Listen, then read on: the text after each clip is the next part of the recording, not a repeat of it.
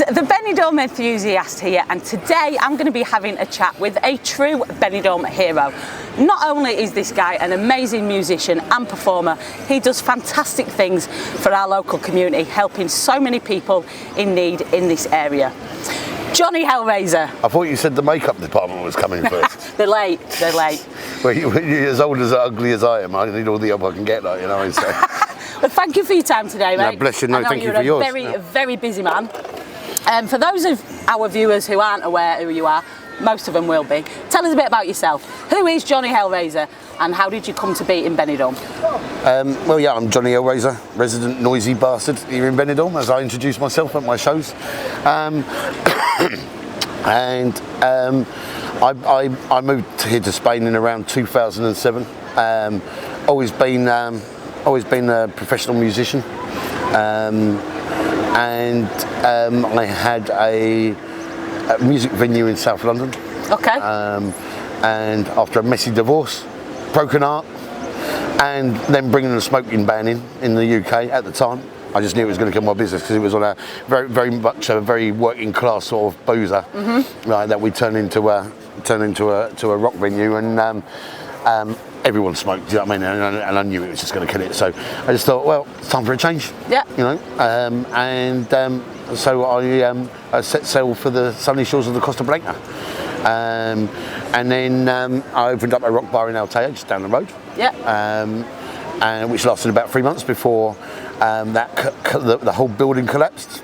Wow. Ended up living in a tent and squatting and all sorts for a little while, and before eventually sort of like getting on my feet, which took years in Benidorm. I worked in the on a number of TV programs, and I worked for the Ciudad de Luz film studios in Alicante. And that's where I got asked to come and do a few walk-on roles and stuff on the Benidorm TV series, and then, you know, so kind of from that got to know people and started playing around, and the rest is history. So you've had, let's say, an eventful life, ups and downs. Yeah, absolutely, yeah. You do a hell of a lot of work for charity here in Benidorm. Up until recently, you was involved with an organisation called Project for All. Yep.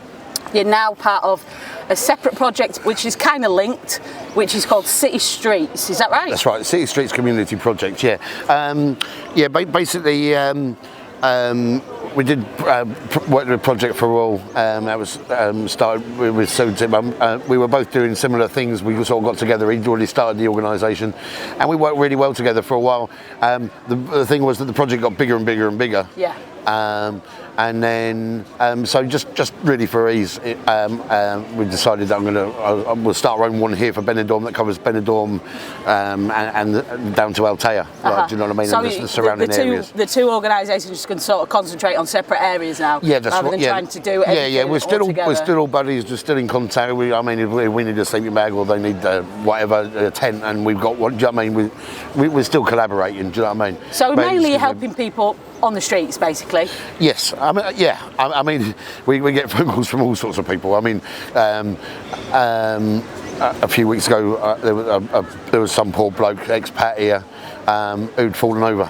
He'd been in hospital, he got sent home and fallen over and couldn't get up. So he rang me up and said, "Can you come over and sort of pick me up?" Bless him, like, do you know what I mean? So I said, "No, only, you know, no, of course I didn't." I went over, helped him, bless his heart. Do you know what I mean?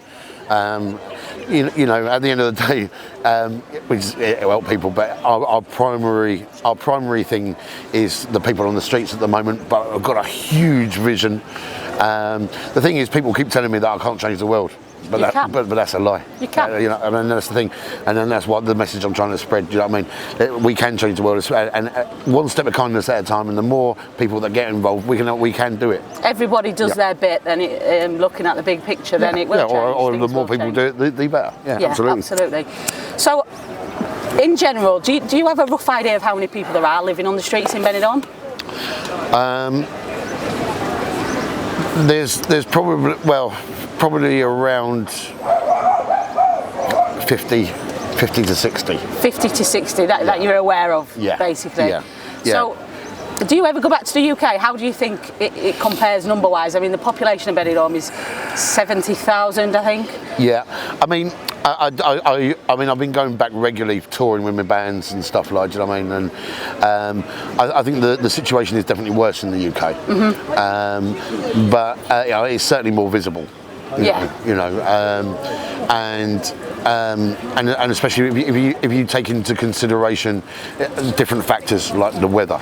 Yeah, it's more dangerous. The cost of living to buy something. You know, it's a far worse situation in the UK. Yeah, the winter's the winter and this. Yeah, it don't even bear thinking about, does it? No. Well, it's everything. You know, lack of social housing. I mean, there's a lack of social housing here too. Although we'll see what happens. But Pedro Sanchez is just sort of like.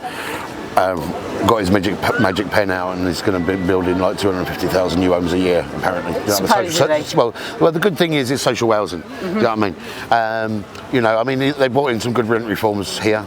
Don't get me wrong, I'm no fan of Pedro Sanchez. Do you know what I mean? But you have to give credit where it's due. Do you know what I mean?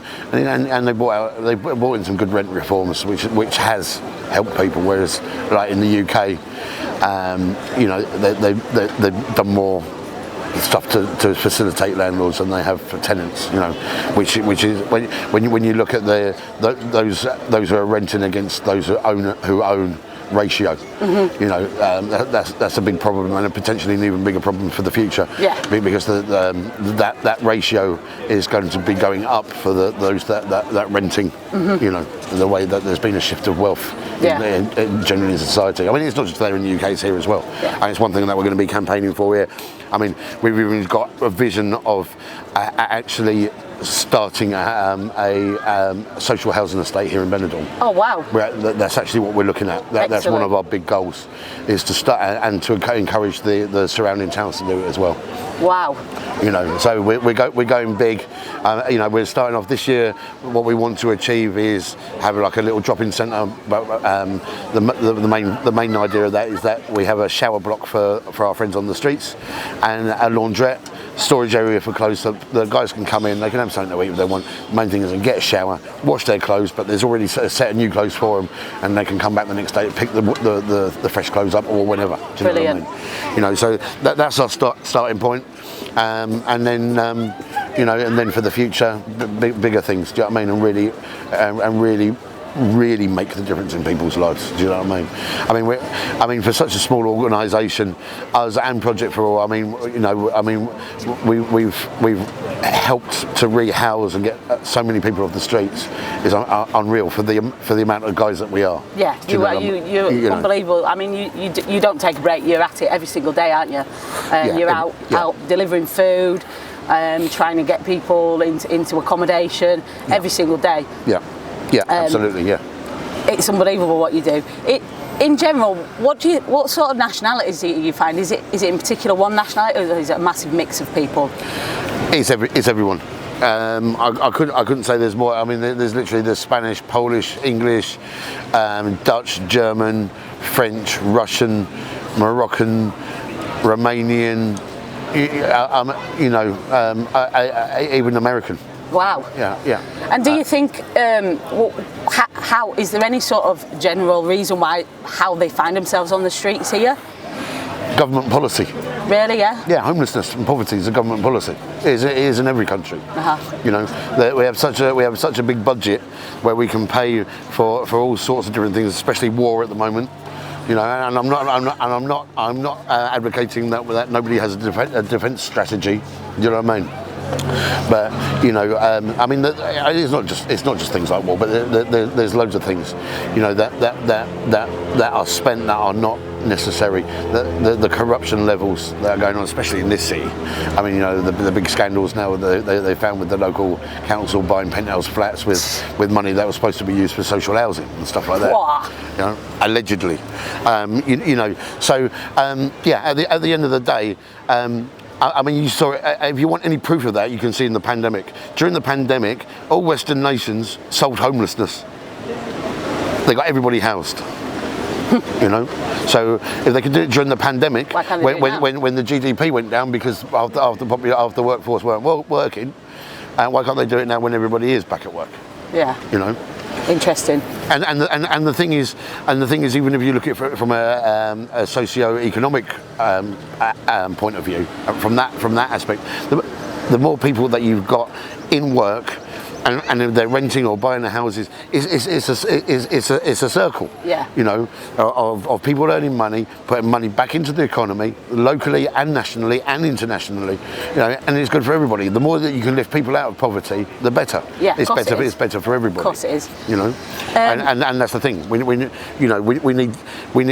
need policies that are going to lift people up out of that.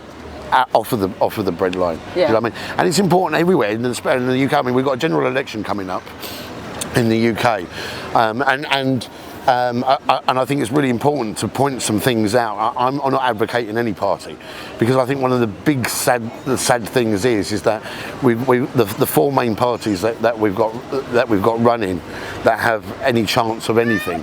So you're looking at the Conservative Party, the Labour Party, the Liberal Democrats, and Reform UK. They're all neoliberal parties. They all have, they might be singing slightly different songs, but they're all singing off the same hymn sheet. You know, and this is part of the problem as well. Do you know what I mean? Everything the whole structure of everything at the moment seems to be like maintaining the status quo, and that status quo means that wealth is staying at the top. All right, and it's not going down the bottom. And this isn't about punching down. It's about, you know, people often say to me, "Oh, you just want to smash everything up and bring everything down." No, I don't. I don't want to smash anything down. You know, I think that everybody should have at least a good standard of living. Yeah. If not the luxuries. Yeah. Do you know what I mean? Why not? An equal chance of getting that. Yeah, absolutely. Yeah. Yeah. Well, yeah, that's what equality is, isn't it? Yeah. Do you know what I mean? You know, if you look at again another conversation I have a lot with people. They say about equality. Oh yeah, you know, equality and wealth redistribution. Right. So, first of all, when they say about, I've seen stuff going around about the Labour Party, for instance, saying, oh, you know, these guys want to redistribute your wealth and give it to somebody who doesn't work. Now, this is just an old trope. It's lazy politics, all right? Because the fact of it is, well, first of all, the Labour Party ain't any different anyway, to be honest. I mean, they are slightly different to the Tories, but again, they're singing off the same hymn sheet. But the fact of it is that us as the workers are the wealth creators. We are the ones that earn the money. We saw that in the pandemic. They were desperate for us all to get back to work, because without us, the boss said, and this isn't an anti-rich thing or anything like that. This is just being honest. This is just counting. This is just the facts of it. So we as the workers, we're the ones that are creating the wealth. Yeah. And that wealth is already redistributed. Where is it redistributed to? It's redistributed to your landlord. Yeah, who's using you to pay off his mortgage, but then he keeps the asset at the end of the day. So, you know, and the idea is to keep you in that. You know what I mean? So you're constantly paying rent for the rest of your life. And once he's got that asset, he'll buy another one and do exactly the same. And he's got all these assets, which is literally hoarding the wealth. It's keeping it there, right? You've got the banks, you've got the mortgage lenders. Do you know what I mean?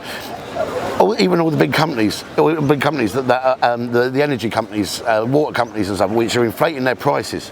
Yeah, you have to pay these things. You know, all right. That is where at the moment the redistribution of wealth is going.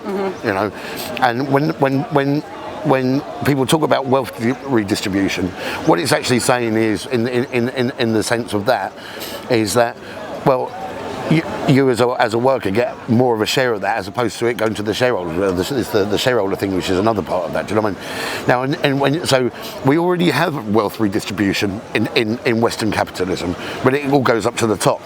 All right, and all it's talking about is that you as a worker have more of a share in that, in what you create. That profit that you create, you should have more of a share in it. It's not about it going to some lazy fucker. Sorry. It's not about it going to some lazy person who doesn't deserve it. All right. It's about you as a worker being shown that having been shown that you're worth something, and you have your fair slice of it.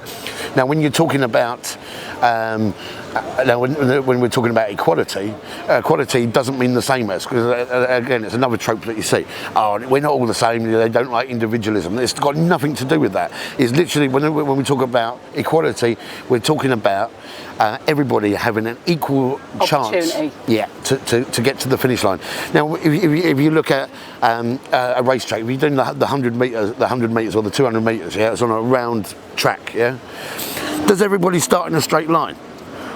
No, or do the people on the inside start further back and then it's staggered? Yeah. Why is that? That's not giving the guy on the outside a fairer crack at it, is it? No, because he's at the front. The same. Yeah, because they have to run the same amount of time, distance. And what you got is you got people that are born on the inside tracks, and they're expecting everyone. They want everyone to come level with them. All right, and say, oh, well, no, do you know what I mean? Yeah. That's all equality means. It's not. Don't worry, people ain't coming after you. All right. What it means is that if you're a true patriot, all right, then you want your fellow countrymen to do as well as you. Everyone gets a fair chance. And the people that live around you. Do you know what I mean? Don't you want a good neighbourhood to live in? Don't you want a good, safe neighbourhood to live in, where things look good, things are tidy, people take pride in their area and respect for each other? Well, one way you can do that is to lift the people out of poverty and give them something to actually be proud of. Absolutely, So, with you. I'm sorry that got a bit political, but they're really important points. Well, politics is the bigger picture here, and to be honest, I try and stay out of politics as much as possible because I hate politics, but that is what it's all about at the end of the day. Coming back down to on a smaller scale of what you do on a day-to-day basis. That's not product placement, by the way. Of what you do on a day-to-day basis here in Benidorm. How can people watching, how can they help what you do? What do you need the people who live in Benidorm, the people who have homes here that sort of come every now and again, and tourists who just come on holiday? What can people do for you? The project. Well, for people who live here, get involved. Maybe you want to cook one day, especially. But I mean, one thing that we're changing is the cooking thing, because it takes up so much time and money. Yeah. So now what we're doing is we're getting bars involved, and we're looking for 20 bars and restaurants that will agree, or well, it's at 22 actually, because some days have extra some months have extra days in them. But basically, they will agree to cook once a month. Mm-hmm. You know, anything between 25 and 45, 50 meals. Normally, it's around the 25 to 30. So because they're the people. As I say, there are more people. I mean, there's way more than those 50 or 60 in Benidorm that I know. Yeah. There are more. Yeah. I mean, Benidorm's a huge city, as you know, and once you start going over there's even more. It's massive, but I personally don't have the time or the resources to help everybody. Of course. You know what I mean? So if you're local, get in contact with us. Everyone, anyway, right from the outset, everybody, whether you live here or not, can go and like our City Streets Community Project Facebook page. Mm-hmm. Go onto our website as well, citystreets.es, and then you can see how you can get involved. Share some posts, raise awareness. Yeah, absolutely. Even simple things like that, just a click of a button can help. The thing is, but then we also need volunteers who are up for going and picking up donations. Okay. Of clothing and stuff like that. We need people. We need to know. Sometimes we need people that can drive people to hospital or to the doctors or down to the vets. Do you know what I mean? So there's that. That's for the local people. If you're coming here on a holiday, then bring us a load of sweet treats if you can. What we need is individually wrapped cakes, chocolate bars, biscuits. Do you know what I mean? Fun size stuff or big size, whatever. So that because that is a big cost. Yeah. Because even when there are a few bars, bless them, that provide everything when we turn up, and they've made trifles and all sorts. It's awesome. Do you know what I mean? But most of the time, and it's still awesome because they're supplying the meals, which is the main thing. Do you know what I mean? Sometimes they want a little treat to give people as well. Yeah, well, we do. That's the idea. Is that we still give them a pudding as well. Do you know what I mean? But again, that's something that comes out, and that comes out of our sort of budget, which we don't have a lot of. But also stuff like that here, for some bizarre reason, it's quite rare. It's not like in the UK where you can get pre-packed everything. Do you know what I mean? There's only certain things. So I mean, half the time it's all right because I get them fruit. Do you know what I mean? But there's only a certain amount of fruit that you can get them because a lot of them can't physically eat apples and stuff because of the dental problems and stuff like that. Yeah. I mean, to be honest, even I have like problems chewing on an apple these days. You know, so yeah, things like cakes, biscuits, chocolate bars that are individually wrapped. Bring us some sweets over. And where can you drop them to? Where is there a drop-off point? Watch this space. Coming soon. Yeah. We're gonna maybe that's something you can put on the. I'll have a chat with a few people. You have a chat with a few people. Yeah, maybe put you can put it on the comment section See or something. if anybody or the wants to be a drop-off point for collection items and things like that for City Streets. And you mentioned about funds. At the moment, we've got Benidorm events and tickets have given us an area. In their offices, which is really cool for us to store the stuff. Like, do you know what I mean? So that's been a big help. Like, do you know what I mean? Fundraising. Yeah. I am going to do a fundraiser for you. I've been talking about this for so long. It's shameful of me. I haven't done it. It was probably a year ago that I first mentioned this. I'd pay 50 quid just to see you on a set of roller skates, let alone doing the race. I used to do it all the time. I used to be up and down here. I know. I remember. It's too busy now to be skating, but I am going to do a sponsored skate, and everything raised will be going to City Streets. At the end of June, not quite figured out the logistics yet. Maybe we'll do a live stream on this YouTube channel or on one of our other platforms. We'll have to figure that out in a couple of weeks. But you can either sponsor me per length of the beach or just choose a set amount. Say here's a tenner for doing it, something like that, and everything will be going to City Streets, and we're going to get on that. Awesome. Anything else you want to get out to the people? No, just be awesome to people all the time. You know what I mean? Just be nice to people. Sometimes some people just want to chat. You see people on the streets. Yeah, I mean that's the thing, right? We're not like Deliveroo or Uber Eats to the homeless. That's absolutely not what we are. We use food as a key to gain people's trust, to get to know them. Yeah. Yeah. And once we've got to know them, then we try and see how we can actually help them in their lives and get them on the road to recovery in whatever area it might be. Yeah. Do you know what I mean? And to see how we can help. Sometimes people just want to feel like a person. Yeah. And that can make a massissive difference in somebody on the streets' lives. In the general election, just going back to that. Look for candidates who've got policies that are going to help people out of poverty, that are going to help the homeless. You know, not just supporting the local food banks and the local soup kitchens. We need proper policies that are going to make sure that people don't need those facilities. Let's find political candidates that want to eradicate food banks, to eradicate the soup kitchens and the night shelters, because we don't need them anymore.